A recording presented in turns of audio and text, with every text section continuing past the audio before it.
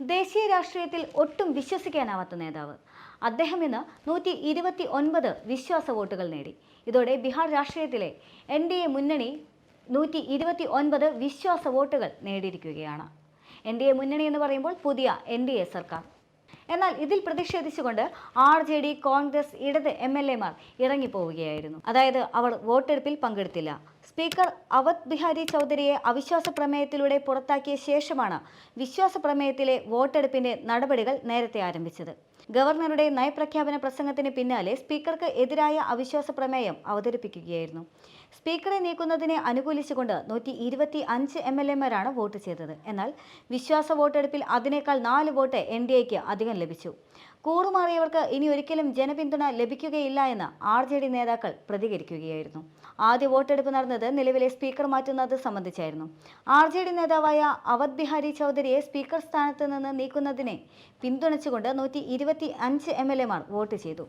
112 MLA Mar സ്പീക്കറെ പിന്തുണച്ചുകൊണ്ടും മുന്നോട്ട് വന്നു. ഇതോടെ നിയമസഭയിലെ ആദ്യ പരീക്ഷണത്തിൽ NDA പക്ഷം വിജയിക്കുകയായിരുന്നു. ഇതിനുശേഷമാണ് വിശ്വാസ പ്രമേയത്തിൽ വോട്ടെടുപ്പ് നടന്നത്.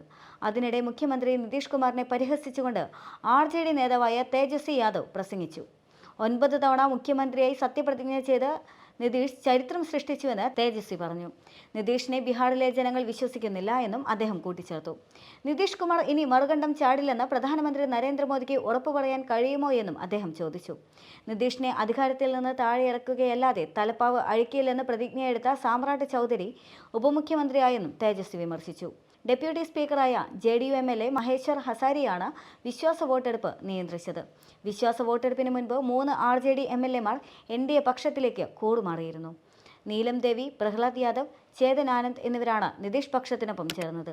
243 അംഗ സഭയിൽ ഭൂരിപക്ഷത്തിന് 122 MLA മാരുടെ പിന്തുണ വേണമെന്നിരിക്കെ ഇതിനോടകം തന്നെ 127 MLA മാരുടെ പിന്തുണ NDA പക്ഷത്തിനുണ്ട്. ഇതിന് പുറമെയാണ് 3 MLA മാർ കൂടുമാറിയത്.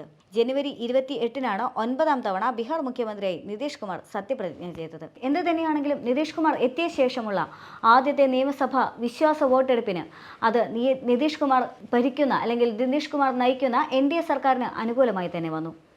അത് 129 MLA മാർ എന്ന് പറയുന്ന സാഹചര്യത്തിൽ 129+ സ്പീക്കറുടെ 1 വോട്ട് കൂടി ചേർത്ത് 130 വോട്ടുകളാണ് ലഭിച്ചത്. എന്നാൽ അതേസമയം തന്നെ നിതീഷ് കുമാറിന് എതിരെ ഉയരുന്ന വാദങ്ങൾ എന്ന് പറയുന്നത് അതിഭീകരമാണ്.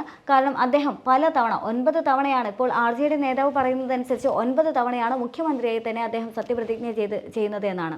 മാത്രമല്ല, എന്തുകൊണ്ടാണ് നിതീഷ് കുമാർ വിശ്വസിക്കാൻ കൊള്ളാത്ത ഒരു നേതാവ് എന്നൊരു പട്ടത്തിന് അർഹനായത് എന്ന് തുടങ്ങുന്ന തരത്തിലുള്ള അദ്ദേഹത്തിൻ്റെ ചരിത്രമെല്ലാം പരിശോധിക്കുന്ന തരത്തിലുള്ള വാർത്തകളും റിപ്പോർട്ടുകളെല്ലാം തന്നെ ഈയിടെ വളരെ സജീവമാണ്.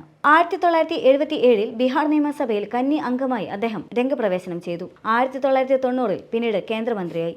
2000-ൽ മുഖ്യമന്ത്രിയായി, അതായത് ബീഹാറിലെ മുഖ്യമന്ത്രിയായി. പക്ഷേ ആ മുഖ്യമന്ത്രി പദത്തിന് വെറും 7 ദിവസത്തിൻ്റെ ആയുസ് മാത്രമേ ഉണ്ടായിരുന്നുള്ളൂ. പിന്നീട് വാജ്പേയിയുടെ മന്ത്രിസഭയിൽ കൃഷി വകുപ്പ് മന്ത്രിയുമായി. 2005-ൽ വീണ്ടും ബീഹാറിലെ മുഖ്യമന്ത്രിയായി. 2010-ൽ അദ്ദേഹം വീണ്ടും അധികാരത്തിൽ വന്നു.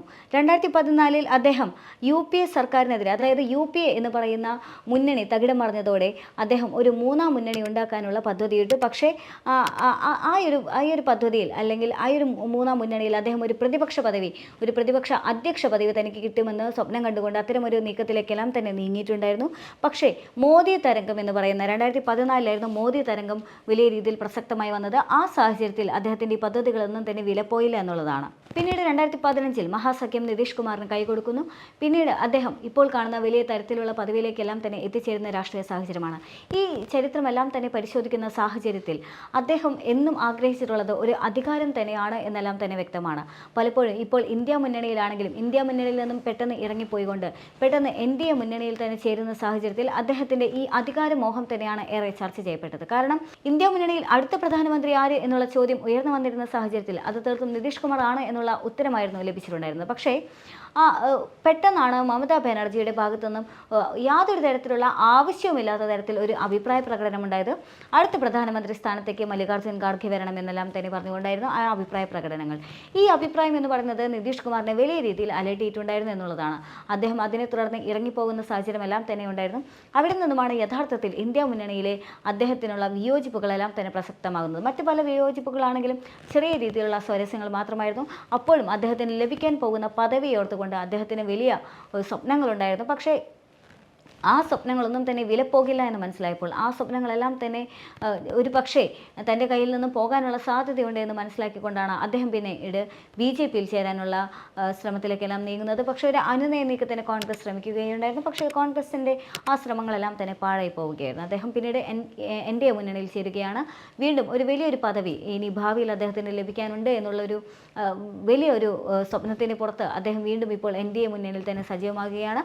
എന്തു തന്നെയാണെങ്കിലും 9ാമത്തെ തവണ മുഖ്യമന്ത്രിയായി സത്യപ്രതിജ്ഞ ചെയ്യുന്ന ഏക വ്യക്തി എന്നുള്ള നിലയിൽ അദ്ദേഹം വളരെയധികം ശ്രദ്ധേയനാണ് എന്നുള്ള വിമർശനങ്ങൾക്കൊപ്പം തന്നെ അദ്ദേഹത്തിൻ്റെ ഈ കൂടുമാറ്റങ്ങളെല്ലാം തന്നെ വലിയ രീതിയിൽ ചർച്ച ചെയ്യപ്പെടുകയാണ്. പക്ഷേ അദ്ദേഹത്തിന് ഇപ്പോഴും ഒരു വിശ്വാസ വോട്ടെടുപ്പിലൂടെയാണെങ്കിലും അദ്ദേഹത്തിന് ഇപ്പോഴും അദ്ദേഹത്തിൻ്റെ ഈ ഒരു സ്വീകാര്യത നിലനിർത്താനായിട്ട് സാധിക്കുന്നുണ്ട് എന്നുള്ളതാണ് ഇവിടെ തെളിഞ്ഞു കാണുന്നത്.